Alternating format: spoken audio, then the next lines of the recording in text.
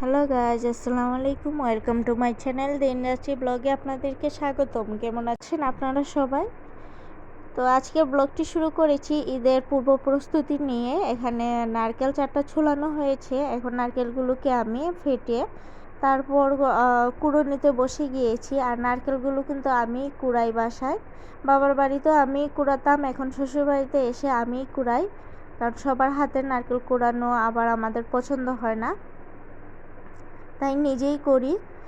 আর এই যে আমি বসিয়ে দিলাম, আমার নারকেলটাকে একটু ভেজে নিচ্ছি। গুড় দিলে এই নারকেলের পপগুলো আরও বেশি মজা হয়। যেহেতু গুড় শেষ হয়ে গিয়েছে সেজন্য চিনি দিয়েই করে নিচ্ছি। আর এই দিকটাতে গাছের কয়টা বড়ই নিচে পড়েছিল, সেগুলো আমি টুকিয়ে নিয়ে এসেছি।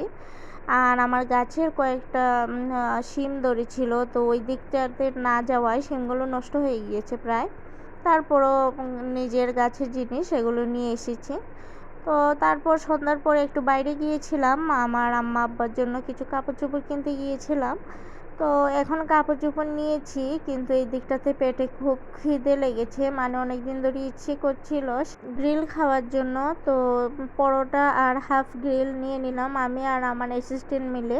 মানে দুজনে খুব মজা করে কিন্তু গ্রিলটা খাচ্ছি। আর এত গরম গরম দিয়েছে, অনেক বেশি ভালো লেগেছে খেতে। আর অনেক দিন পর তো খাচ্ছি, সেই জন্য হয়তো বা আরও বেশি ভালো লেগেছে।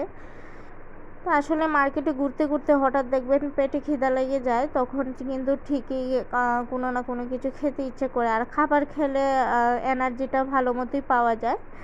তো আর আমি হাসাহাসি করছি যে আগে পেটকে শান্তি করি, তারপরে আবার এনার্জি নিয়ে ঘোরাঘুরি করব, আরও কেনাকাটা করব। তো যাই হোক, এগুলো কিনে এনেছি আমার মা বাবার জন্য।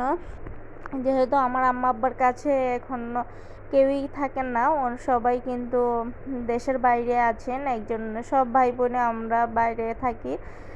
3 ভাই বোন দেশের বাইরে থাকেন, আর এক আপু থাকেন ঢাকায়। আর শুধুমাত্র আমিই থাকি আমার আম্মা আব্বার কাছে। সেই কারণে আমি ওনাদের সব কিছু দেখভাল করতে হয়। ডাক্তারের কাছে যেতে হয়, তেমন কোনো ধরনের দরকারি জিনিসপত্র কিনতেও আমারই যেতে হয়। কাপড় চোপড়, ওষুধপত্র, ডাক্তার দেখানো, ঘরের জিনিসপত্র নেওয়া, বাজার নেওয়া, অনেক কিছুতেই কিন্তু আমার মাকে আমি হেল্প করি। তো সেই জন্য মা আর আব্বার কাপড়গুলো আজকে একটু কিনে নিলাম। আর এইবার কিন্তু তেমন বেশি শপিং হয়নি, তারপরও বলবো আলহামদুলিল্লাহ, যা করেছি তাতেই সন্তুষ্ট। তো কেন আগের মতো শপিংটা হয়নি বা এত বেশি জমজমাট হয়নি সেটা বলি। কারণ আমার ভাই দুইজনই কিন্তু দুবাইতে থাকেন, আর আপনারা অনেকেই জানেন দুবাইয়ের অবস্থা খুব খারাপ। কাতার, দুবাই, বাহরাইন, সৌদি এইসবের অবস্থা খারাপ, কারণ এই দিকটাতে কিন্তু যুদ্ধ চলছে, যার কারণে আমার ভাইয়েরা তেমন বেশি পয়সা পাঠাতেই পারেনি, যার কারণে সেরকম শপিং করতে পারিনি। তো এই দিকটাতে খুব বেশি লাইটিং কিন্তু সাজানো হয়েছে। এটা হলো সিলেটের কুমারপাড়া। তো এত সুন্দর লাগছে, চারিদিকটা ঝলমলে একদম বিয়ে বাড়ির মতো লাগছে, আর এত ভালো লাগছে। তো সেই জন্য একটু আপনাদেরকে দেখানোর জন্য ক্লিপটা নিয়ে নিলাম। এটা আমি মিস করতে চাইনি, আমার ব্লগে এটা সারা জীবন থাকবে একটা স্মৃতিময় হয়ে, সেই জন্য। আর বেশি একটা মোবাইলটা বেরও করতে পারি না, কারণ যে কোনো সময় কোনো ধরনের দুর্ঘটনা ঘটে যেতে পারে, কারণ এখন ঈদের বাজার বলে কথা। তো একটু মাহাতে ঢুকেছিলাম আমার আম্মার জন্য, তারপর আমার শাশুড়ি মার জন্য শাড়ি কিনতে। তো এটা কিন্তু পরের দিনের আবার অল্প একটু ব্লগের অংশ। পরের দিন আবার আমি মাহাতে গিয়েছিলাম, সেই জন্য আমি এটার সাথে অ্যাড করে দিয়েছি। তো এই দিকটাতে কিন্তু আমি আর আমার শাশুড়ি মা মিলে শাড়ি দেখছি। তো 3টে শাড়ি মোট পছন্দ হয়েছে আমাদের। তো 3টে শাড়ি নিয়ে তারপর আমরা চলে এসেছি আবার আরেকটা দোকানে, পাঞ্জাবির দোকান। এটা হলো নাইরপুলের একটা নতুন একটা দোকান দিয়েছে, মেহেল নাম। তো দোকানটাতে ঢুকে একটু ঘুরে দেখছিলাম, আর এখান থেকে তেমন কিছুই নেইনি, শুধু একটা টি শার্ট নিয়েছি আর নিয়েছি একটা পাঞ্জাবি আমার আব্বার জন্য। তো এগুলো নিয়েই আসলে কিনে তারপরে বের হয়ে যাব এখন। আর একটু ক্লিপ নিয়ে নিচ্ছি। এটা নতুন হলেও কিন্তু এখানে অনেক সুন্দর সুন্দর কালেকশনই আছে। আর যেহেতু ঈদের ড্রেস আমি নিয়ে নিলাম, সেই জন্য এখানে আর ড্রেসগুলো দেখার তো কোনো দরকার নেই। তবে ড্রেসগুলো এখানে খুব সুন্দর সুন্দরই দেখলাম।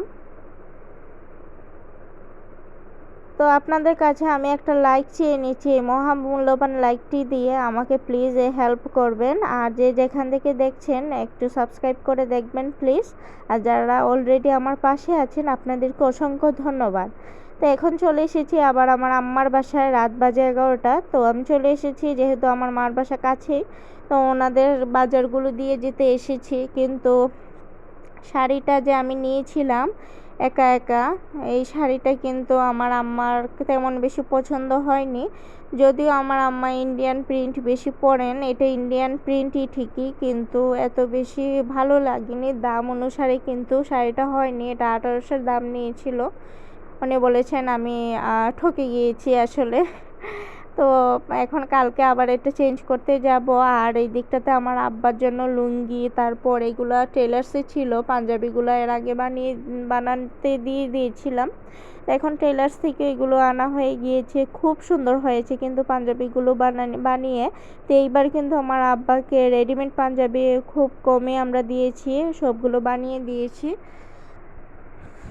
আর অন্যান্য সময় কিন্তু রেডিমেডই বেশি থাকে। এখনও কিন্তু গত বছর অনেক পাঞ্জাবি ওনার আলমারিতে তোলা। তো যাই হোক, পাঞ্জাবিগুলো কিন্তু আমার আব্বার পছন্দ মতো কাপড় দিয়ে, পছন্দ মতো বাটন দিয়ে সব কিছু সুন্দর করে কিন্তু বানানো হয়েছে। আর লুঙ্গির কথা বলেছিলেন, তো লুঙ্গিও নিয়ে এসেছি। তো এখন আমার আব্বার ফাইনালি সবগুলো বাজার আপনাদের সাথে শেয়ার করছি। এখানে আবার একটা সেন্ডু গেঞ্জি এনেছি। তো এরকম সাজগোজ করে বাবাকে দিতে, মাকে দিতে অন্যরকম একটা শান্তি লাগে। যাদের মা বাবা আছেন তারা তো এইভাবেই দেন, আর যাদের নাই ওনারা তো মিস করেন। তো যাই হোক, পৃথিবীতে সকল মা বাবাকে আল্লাহ সুস্থ সবল রাখুক, সকল মা বাবাকে আল্লাহ সন্তানের কাছে যেন রাখেন, এই দোয়াই করি। আমাদের মা বাবাকেও যেন আল্লাহ বাঁচিয়ে রাখেন আরও 1000 বছর। তো এই আমার আব্বার ঈদের মার্কেটগুলো দেখিয়ে দিলাম। আর এই দিকটাতে আমার আম্মার শাড়িটা আম্মাকে খুলিয়ে দেখিয়ে দিয়েছি। এটা আমার শাশুড়ি মা দিয়েছেন আমার আম্মাকে। তো এখন আরেকটা শাড়ি তো গতকালকে এনেছিলাম, আমার ভাইয়া বলেছিল এনে দেওয়ার জন্য, তো দিলাম, কিন্তু আম্মার পছন্দ হয়নি। তো শাড়িটা কালকে আবার আমরা চেঞ্জ করব। আর তার সাথে আমার আব্বার কোটিটাও একটু টাইট হয়ে গিয়েছে, মানে আর একটু বড় আনতে হবে, তো এটাও চেঞ্জ করব। আর এই স্যান্ডেলগুলো আম্মার জন্যই নিয়েছিলাম, ঘরে পরার জন্য আর কি। তো আজ এই পর্যন্তই, ভালো থাকবেন, আল্লাহ হাফেজ।